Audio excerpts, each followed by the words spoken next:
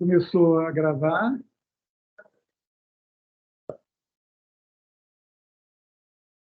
Agora é o share. É o share. Screen.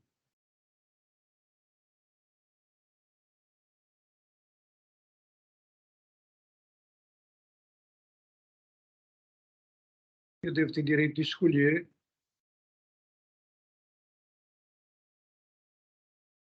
Isso aqui, né? Então, agora que começou a gravar, eu repito, a maior parte da aula de hoje é repeteco da aula passada, em que a gente vai fazer os detalhes do cálculo do grau de algum dos lugares determinantais clássicos. Então, a situação é que você pega um espaço de matrizes M por N, só para fixar ideias, M menor ou igual que N, o posto cai de um tanto. Vamos explicar tecnologia de Bott, o cálculo do grau do lugar, que eu estou chamando de N, R, são as matrizes M por N, em que os menores R por R são todos nulos, ou seja, o posto é no máximo R-1. É isso, né? E a escolha dessa indexação assim tem consequências. E uma das consequências é o que é que me bloqueou e eu não consegui preparar mais transparências por conta dessa incompatibilidade, dessa escolha política errada aqui. Ele já está indexando pelo posto e não pelo tamanho menor. Quer dizer, o R e o R-1 faz diferença nas fórmulas. A gente vai ver. Então, vamos começar com um caso mais simples, matriz 2×2, com posto menor que 2. Todo mundo sabe que uma matriz 2×2, posto menor que 2, é o determinante. Então, o grau do lugar é uma quádrica, tá certo? Grau 2, mas vamos supor que eles não sabem disso. E não sabe disso, quer usar as ferramentas que a gente tem aqui para ganhar intimidade com essas ferramentas para o cálculo desse grau. Então, você pegar uma matriz 2×2 e posto menor que 2, significa que tem um vetor não nulo que ela mata. Tá? O jeito do posto dela no C2 é ter um núcleo não trivial. Note que aqui esse M boldface, ou sei lá como é que é o nome desse tipo aqui, são matrizes a menos fator constante. Então, não tem, a matriz nula não entra na brincadeira aqui, não. Então, essa equação, U igual a 0, se você fixar U, é linear em A. Ok? Então, isso define o subfibrado. Porque o número de equações que você obtém independe do U que você pega, desde que U seja diferente de 0. Então, isso aqui define o subfibrado vetorial de M22, isso aqui é o fibrado trivial. Fibrado, subfibrado esse que tem posto exatamente 2. Como é que a gente vê que o posto é 2? O que é essa condição A vezes U igual a 0? Você vai querer que as linhas de A sejam ortogonais ao vetor U. Então, você vai ter duas equações lineares independentes, porque são grupos de variáveis distintos. Você vai ter o alfa beta, o A11, A12, a primeira linha de A, vezes AB igual a 0, e analogamente para a segunda linha de A, vezes o mesmo AB igual a 0. O A e o B aqui agora são coeficientes, que estão fixos. As variáveis são os A e J, e é fácil ver que o posto cai exatamente de 2. Você tem um fibrado trivial das matrizes 2×2, aí o posto desse fibrado dado, pedindo que as linhas sejam ortogonais a U, o posto é 2. Então, está aqui com esse subfibrado dado pela condição de queda de posto da matriz. E se você projetivizar esse fibrado, ele cai dentro da projetivização do fibrado trivial. E vai ter imagem aqui dentro, projeção, que é aquele lugar das matrizes 2 por 2, de posto menor que 2, a menos fator constante. Isso aqui já é projetivo. Esse tipo aqui significa projetivo.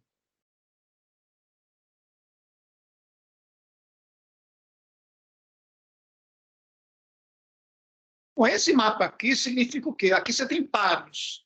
Um U que anula a matriz A. Você está desprezando o U e projetando para A. Agora, se o A tiver posto exatamente 1, que é a única chance aqui que a gente vai ter, é posto menor que 2, não pode ser 0, e não pode ser 0, só exatamente 1, colocar. Então, você vê que isso vai dar uma objeção. Você não vai ter duas escolhas de U's independentes. Então, esse mapa aqui, que despreza o fator U, é, de fato, o isomorfismo. Tá? Enfim, tem uns comentários aqui que não vou comentar em cima do comentário. E o que a gente quer é o grau dessa imagem de P de E em P3. O grau aqui é fazer a interseção com a classe hiperplana na potência igual à dimensão. A gente tem esse PE, que é um P1 fibrado sobre P1, tem uma superfície, está mapeando no espaço das matrizes. Esse mapa é genericamente objetivo, em particular, preserva a dimensão vai ser 2, o grau de uma subcoisa em P3 de dimensão 2, você calcula fazendo cap a segunda potência da classe hiperplana. Só que, em vez de fazer a conta em P3, que a gente não sabe que é o determinante, a fórmula e tal, que dá esse grau aí, você vai trazer, para complicar, para esse fibrado projetivo P de E. Como o mapa de P de E para esse P3 é uma projeção e o P de E é subfibrado linear, o back do O1 do P3 é o O1 desse fibrado projetivo E. Então, por abuso de linguagem, essa mesma classe hiperplana calculada aqui serve. Isso aqui dá um zero ciclo. Lembra que o P de E é um P1 fibrado sobre o P1. Isso aqui dá um zero ciclo. A gente quer o zero ciclo imagem para P3, mas você diz, não, para, vamos fazer imagem para P1. Porque aí você tem uma fórmula para o grau dessa imagem, que é a classe de Segre. Tá? Então, a gente tem o fibrado projetivo sobre uma base arbitrária. Aí você pega a classe hiperplana desse fibrado projetivo e pega potências dessa classe hiperplana e projeta para a base do fibrado.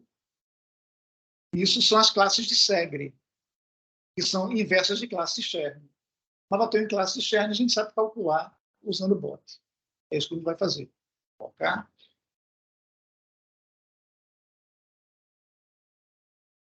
Então, lembrando, a base do fibrado aqui é P1, é dimensão 1.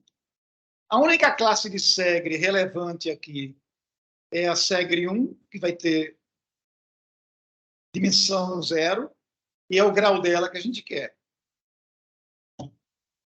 Tá? Segre desse fibrado E.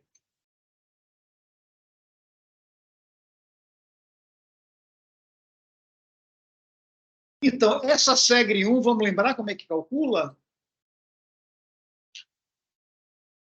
Segre 1 é menos Chern 1.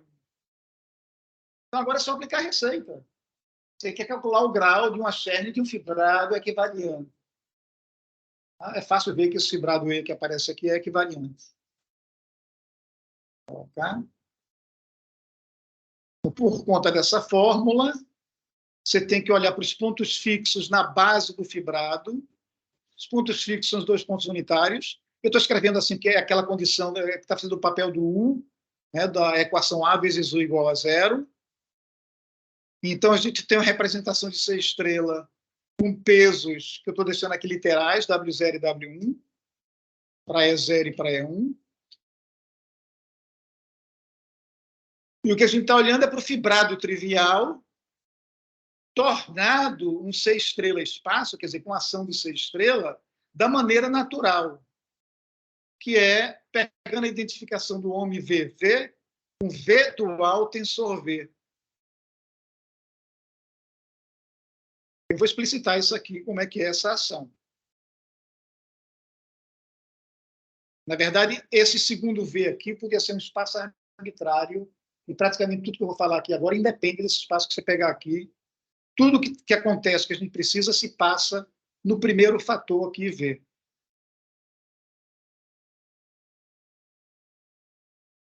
Então, você pegar um Tzinho no toro, que é o C estrela, e pegar um mapa de V em V, e pegar um vetor no domínio V, vamos lembrar quem é a ação induzida. Veja, a gente começa com a ação em V. O espaço vetorial V, que é o C2. Aí foi para matrizes, mas não foi para matrizes impunemente.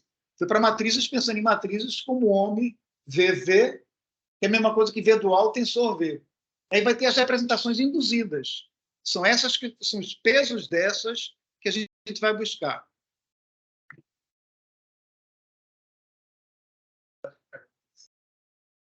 Como é que é? Eu vi, mas Só para saber, eu não sei. Eu, Talvez seja bom conferir se não caiu. a internet. a conexão se caiu. Até pode ser mensagem assim. Sim, mas obrigada, mas Não está grave. Bom, aqui aparece 100%. E o teste definitivo que você adora é o ping, né? E o ping está pingando. Se pingou, está conectado. Agora, mais difícil é aprender a voltar para onde eu preciso. Para cá, talvez, não. Eu não sei qual dessas janelas é que eu preciso voltar. olha, você estava. Ah, tá, na janela. Aqui, então é aqui. Essa janela aqui. Estamos aí, colega. Então, só para lembrar como é que é a ação no contexto. Ops, aqui não está na hora desse. Você pega um Tzinho do C estrela, esse T aqui é o C estrela. Como é que ele age no mapa, quer dizer, numa matriz 2x2, pensada como mapa de V em V. Então, preciso dizer o valor em V, como é que é. Aí você calcula μ em T inversa de V. Essa é a maneira habitual de fazer a coisa continuar covariante, quer dizer, ficar aquele negócio que você quer de reação, né?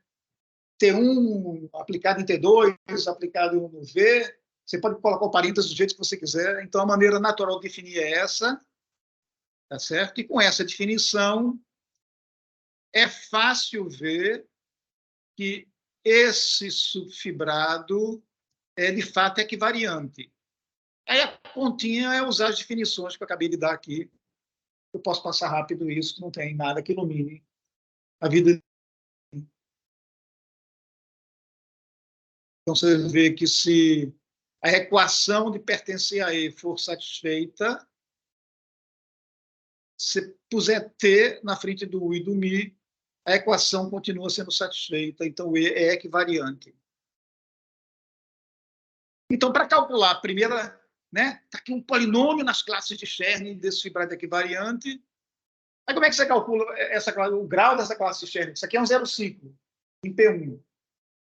Você vai para o fibrado, olha para a fibra nos pontos fixos e usa a receita de como é que esses pontos fixos te permitem calcular as classes de Chern como funções simétricas elementares. Então, vou repassar um pouco disso aqui. Então, a gente tem esses dois pontos fixos em P1.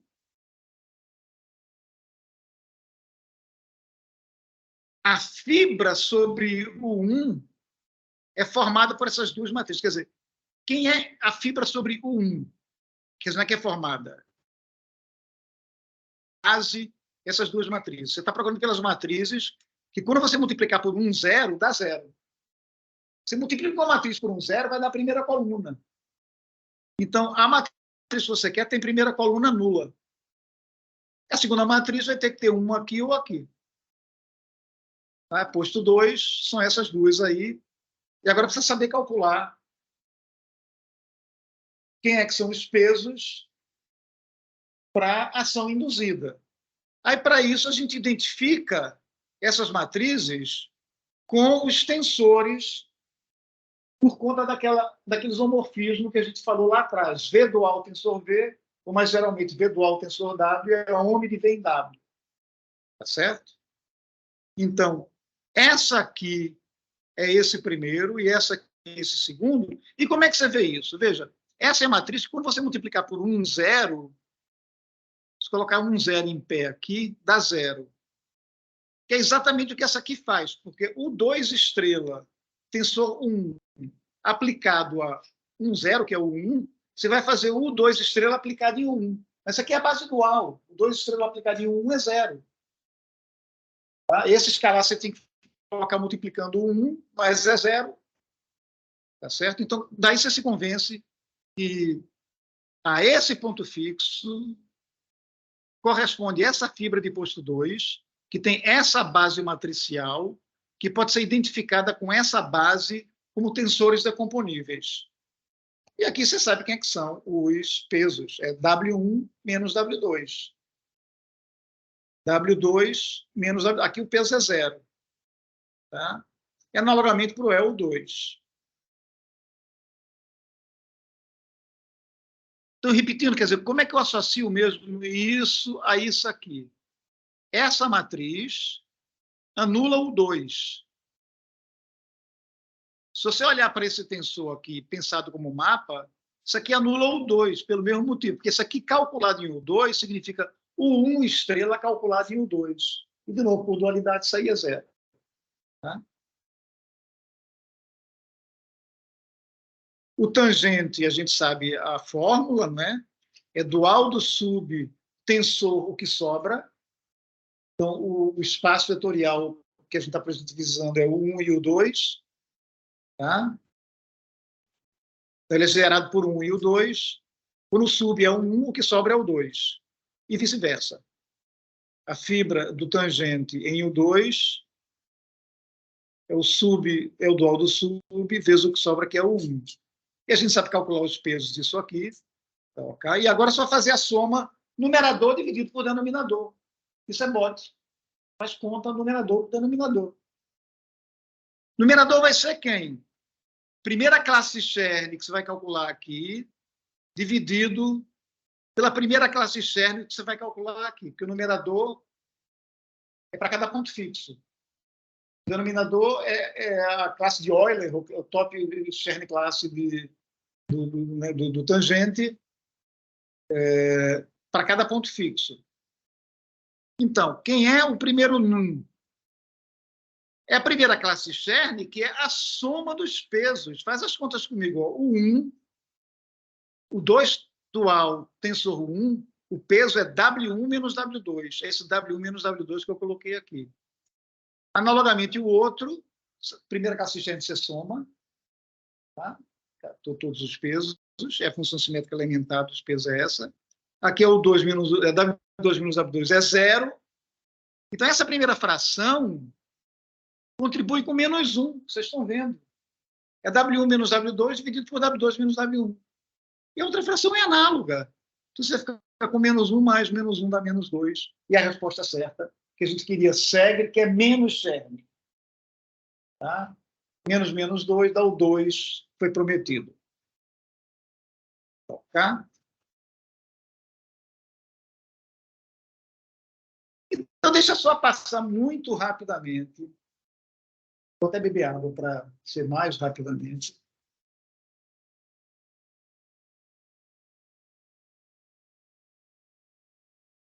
Como é que você faz no caso geral? Matriz de tamanho arbitrária, tamanhos arbitrários.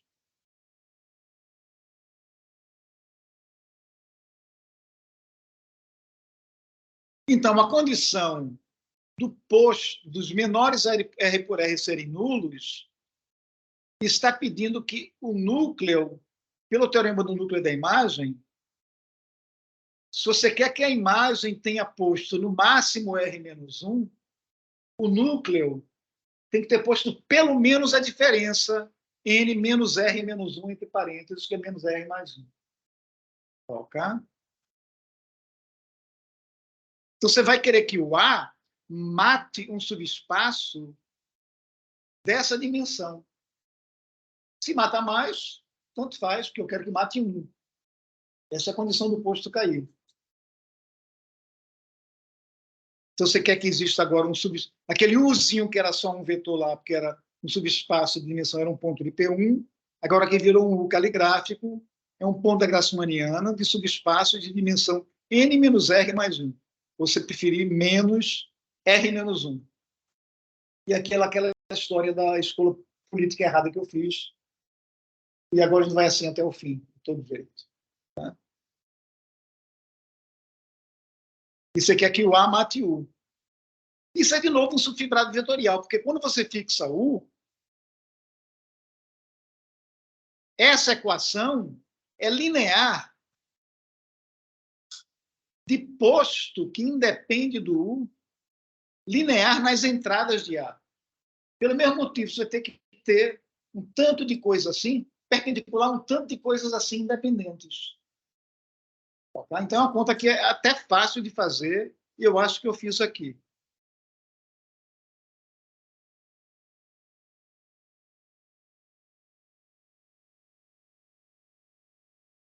Então, para enxergar melhor, você pega o U como sendo gerado pelo 100, não sei o que lá e tal, os N menos R mais 1 primeiros vetores estándar. Então, você vai querer que A vezes E1 seja 0, foi-se a primeira coluna, vezes E2 igual a 0, etc. Foram-se as primeiras N menos R mais 1 colunas. Tá? Sobra um R menos 1, né? Então, você tem R menos 1 colunas agora arbitrárias, variando no tamanho da coluna aí, que é o CM. Então, eu tenho esse R menos 1 de vetores independentes, vai dar, então, uma coisa de dimensão R menos M vezes M, onde M é o comprimento das colunas. Tá? Matriz M por N, comprimento da coluna é o número de linhas. Certo?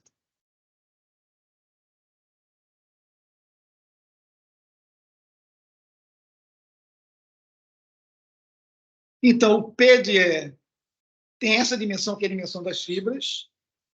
Tá? Quer dizer, isso aqui é a dimensão, em princípio, essa dimensão vetorial que você subtrai 1 da projetivização. Isso aqui é a dimensão da base, que é a dimensão da Grassmanniana. Okay? Quando você projeta no espaço das matrizes, de novo, isso aqui vai ser, pelo mesmo motivo, vai ser genericamente objetivo. Se a matriz tiver posto exatamente aquilo que você está impondo, você só vai ter uma escolha de subespaço, tomar para ficar objetivo. Então, você calcula por dimensão das fibras, você vê que a imagem disso no espaço projetivo das matrizes vai ter a mesma dimensão que essa aqui, e aí, de novo, para calcular o grau, você vai pegar a classe hiperplana elevada à dimensão, que é essa que está escrita aqui. Você vai fazer a conta disso projetando para a Grassmanniana, tá? E aí a gente sabe calcular tudo. A gente conhece os pontos fixos da Grassmanniana, é exatamente a mesma coisa, é um pouco mais de, como é que se diz, combinatório, um pouco mais de ponto, um pouco mais de chatice. E tem um defeito básico, que é cadê fórmula fechada para isso? Fica um bom exercício. Mas eu vou falar um pouco sobre isso também. Tá? Está mais ou menos claro? Então, para a meninada que quiser, digamos assim, um desafio bem fácilzinho, mas que vale a pena tentar, o primeiro caso, digamos assim, mais interessante é matrizes 3x3, que dá um P8. Tá? Pega aquelas de posto 1. Tá? As de posto 2 não tem graça, porque é de novo um determinante. Pega de posto 1. E aí você vai ter duas maneiras de calcular. Tem usando essa receita, se aplica igual, os parâmetros adequados. E a outra maneira, lembrando que matriz de posto 1 é sempre imagem de Segre. Se tiver uma matriz retangular até de posto 1, não nula, tá? Posto 1, então já é não nula.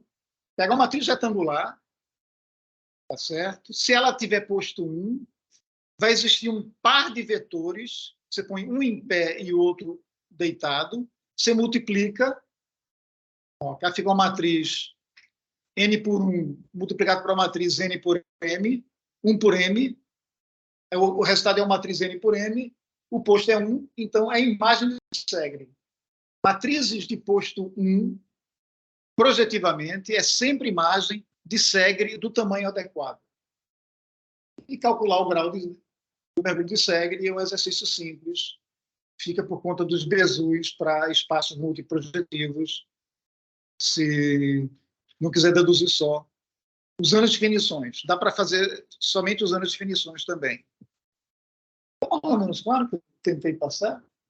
É um exercício, é aquele exercício que todo aluno curioso ia tentar fazer, e se emperrar em algum ponto, me manda um e-mail, ou passa na minha sala, eu explico com o maior carinho. Então, só para aquela checagem de que não tem bobagem, se MNR é aquele primeiro caso 222, essa dimensão aqui dá 2 mesmo. Se eu não tiver compensado erros aí, isso aí dá realmente 2.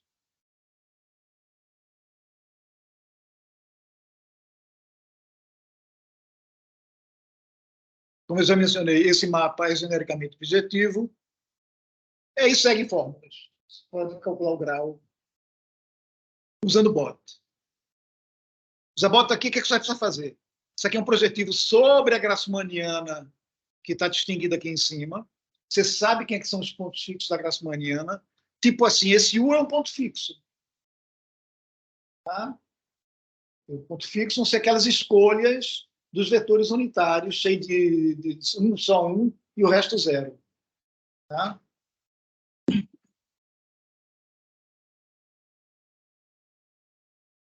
A fórmula mesmo é Thom Porteous. Aí precisa começar outro curso. Então, eu posso estar fazendo propaganda aqui para outro curso, outro seminário. Tá? Gente, isso aqui, quando apareceu nos anos 70, foi um furor.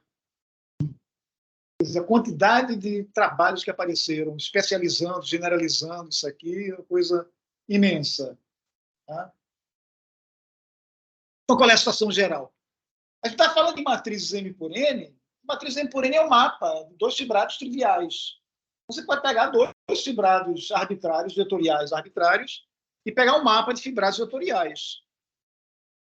Ezinho posto do Ezão, Fzinho posto do Fzão. Aí você escolhe o número, no máximo, o mínimo desses tamanhos, e define o lugar de degeneração. O que é o lugar de degeneração? O lugar de degeneração desse mapa de fibrados é onde o posto cai. O posto cai para ficar no máximo K. Então, isso que está escrito aqui, você representa localmente por uma matriz, e dá para ver que a codimensão fica menor ou igual que esse tanto que eu escrevi aqui. Quer dizer, a ideia é sempre a seguinte: você pega uma matriz, está colocando uma condição de posto, aí você pode chegar e dizer, não, eu vou fazer as contas da dimensão no lugar em que o posto é exato. Aí você põe no canto esquerdo superior, eu estou fazendo do lado de cá para ficar na posição certa para a plateia. Você põe a identidade do tamanho correto aqui, 0 à esquerda, 0 para baixo, ok? Essa matriz vai ficar do posto correto quando o quê? Quando o que sobrou agora se anular. O que sobra é esse E menos K vezes F menos K. Estão percebendo como? Né? Você põe uma matriz de identidade de tamanho K no canto esquerdo superior para a matriz. Você quer saber quantas condições ela tem que satisfazer para o posto cair. Para ficar menor ou igual que K. Enfim. Acho que está certo esse negócio. Tá? Você tem essa matriz de posto, a identidade de imposto K aqui.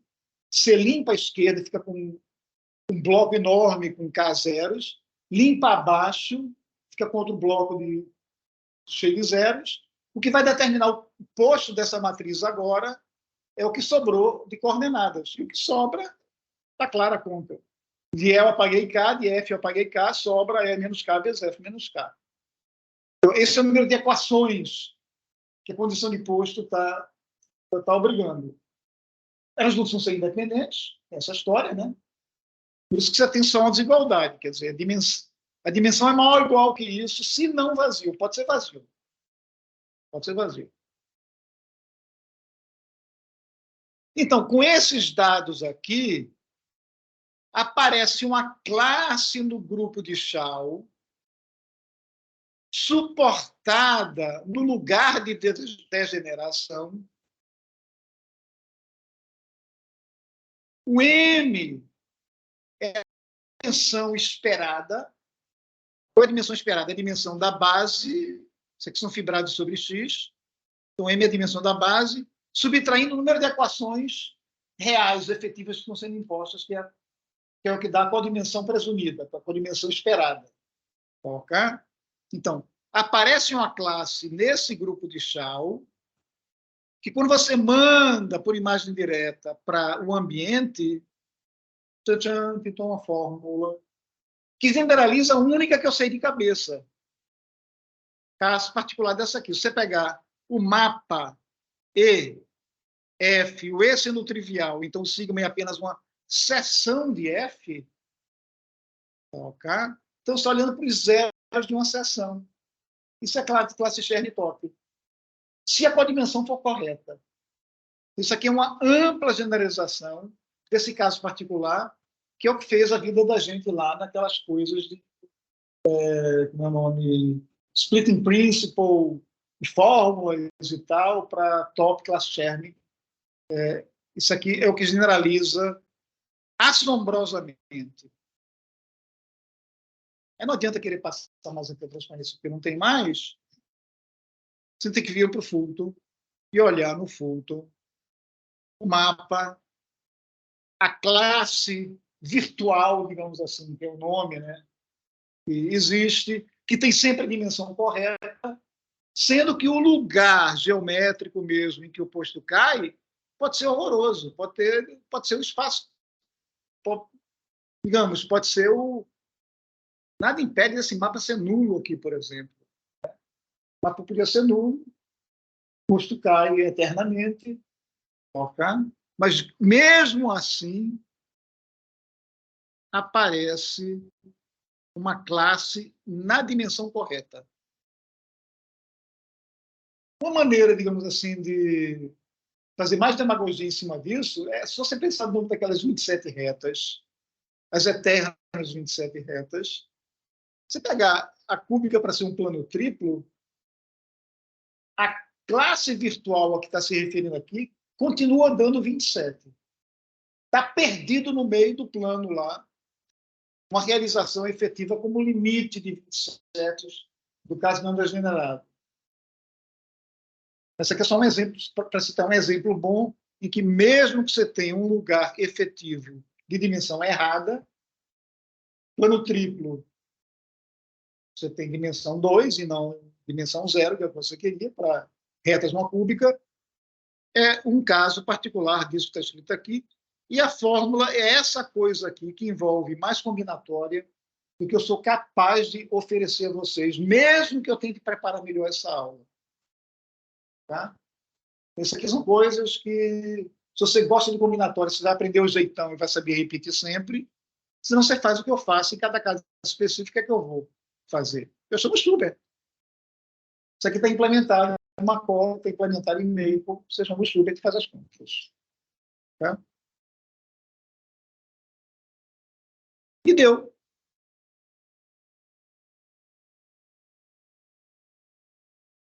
Vocês têm, tipo assim, até quinta ou sexta dessa semana, para quem quiser me mandar um e-mail dizendo, olha, semana que vem, digamos que a gente marque a última aula para segunda-feira, gostaria de ver tal ou tal coisa. Aí eu tento preparar. Mas tem que receber a encomenda, no máximo até para eu ter o meu fim de semana para me divertir.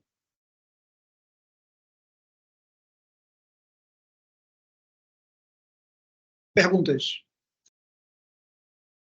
Quer dizer, esse é o capítulo, digamos assim, de certa forma, mais técnico e mais rico, um dos mais ricos. Mais rico mesmo é da formação do currículo normal. E, claro, como você usa isso para provar o Grothendieck-Riemann-Roch. O Fulton, Grothendieck-Riemann-Roch. Mas, digamos assim, do ponto de vista de coisas técnicas e aí de formulário, é aqui que está Pierre, Jambelli, enfim, todas as coisas clássicas. Como é que você faz as contas no anel de Chaldean-Grassmanniana? Está traduzido aqui. Tá? São casos particulares essas fórmulas aqui. Vai ser muita combinatória e eu me perco com essas combinatórias. Então, eu tenho que fazer o que agora? Stop presenting, ou stop para a gravação. Acho que é aqui, será?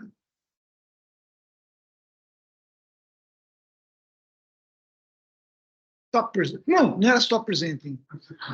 Era parar primeiro aqui. Stop recording. Não é comutativo.